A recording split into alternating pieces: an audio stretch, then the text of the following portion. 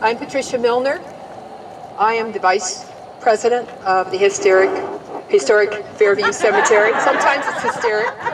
It all depends on kind of what we get, kind of crowd we get. But anyway, and I apologize in advance. I have really bad allergies, so if I dab my eyes or blow my nose, it's not because I'm carried away with the sadness and the grief, but because I have bad allergies and the wind is blowing. If you have allergies, you can sympathize with me. While we wait for our next speaker, I wanted to let you know a little bit about the Historic Fairview Cemetery. Is anybody here for the first time? Wow! Okay, quite a few. Well, welcome, welcome. We have a beautiful, beautiful cemetery here that's filled with wonderful stories of wonderful lives that have been celebrated, and we want to pay tribute to them. But we also want you to know that there are several military people that are buried here, and we will be having a Veterans Day ceremony, which we'll tell you more about later. But we have the Spanish-American War, which was from April 21st to August 13th of 1898. We have the Rough Riders from 1898. We have World War I veterans that are buried here, 1914 to 1918. World War II veterans, 1939 to 1945. We also have fraternal organizations that have certain sections of our cemetery. We have the Masons, we have the Elks, we have the Independent Order of Oddfellows, and we have the Woodmen of the World with their beautiful, beautiful monuments. I think there's one right over there.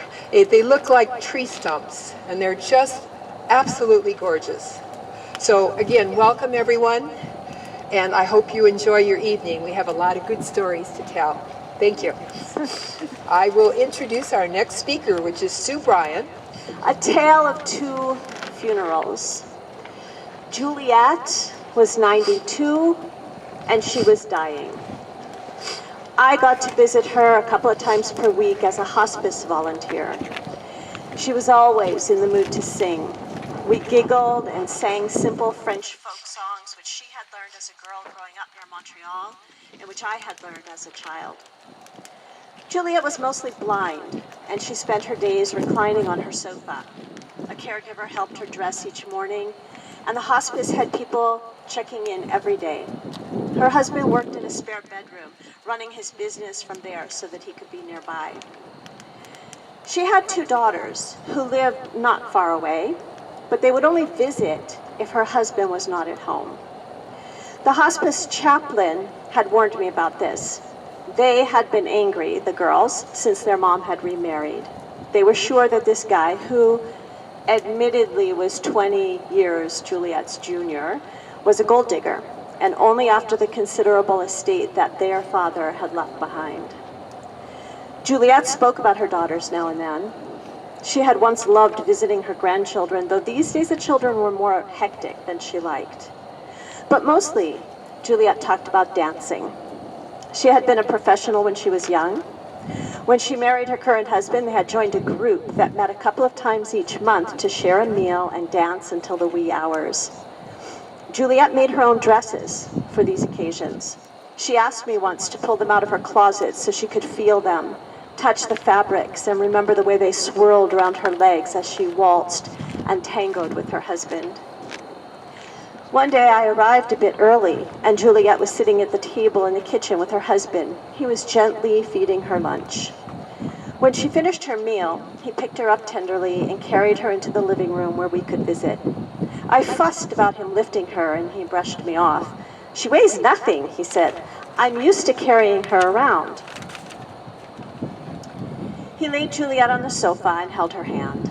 He told me that each month he still chose a dress and shoes for his beloved dance partner. He did her hair and makeup. He admitted that it never looked as good as it had when she could do it herself. He carried her to the car, into the restaurant, and when the music started, he held her tight, her feet resting on his as he whirled her around the dance floor. The look he gave her was not a look I could have imagined from a gold digger. The hospice coordinator asked me to attend a meeting that she was setting up between the daughters and Juliet and her husband to see if any bridges could be mended. Everyone was very polite at the meeting. There were no angry words, no obvious disagreements, but I could feel the tension. I wondered how I would have felt if my dad had died and my mom had remarried.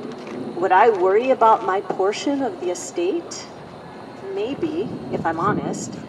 I'd like to think that I would have tried to be happy for my mom, but I can't be sure.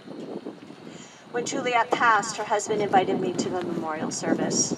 I couldn't forget the way he had looked at Juliet and the image I had of them during dancing the night away, even after she couldn't hold up her own weight. I wanted to go to honor his loss and grief. When I arrived at the venue and asked about Juliet's service, they surprised me by asking which one, the daughters or the husbands? 2 services. In the end, even for Juliet, the family couldn't come together. Juliet, no doubt, danced between the two, the heart of a mother and the heart of a lover going off to her rest.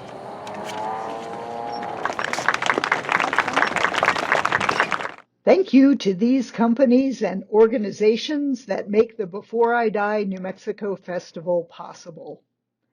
A good goodbye. Gail Rubin puts the fun in funeral planning. Compassion and choices, improving care, expanding options, and empowering everyone to chart their end-of-life journey. Daniel's Family Funerals and Cremations, Fairview Memorial Park, Gabaldon Mortuary, Sandia Memory Gardens, and Vista Verde Memorial Park, all in the Albuquerque area. Estate Pros, offering professional dispersal of personal possessions due to a move, illness, or death. The Final Exit Network, educating about and defending the right to choose at end of life. French Funerals and Cremations and Sunset Memorial Park in Albuquerque. Gathering Us, providing in-person and virtual memorial services and online memorial pages.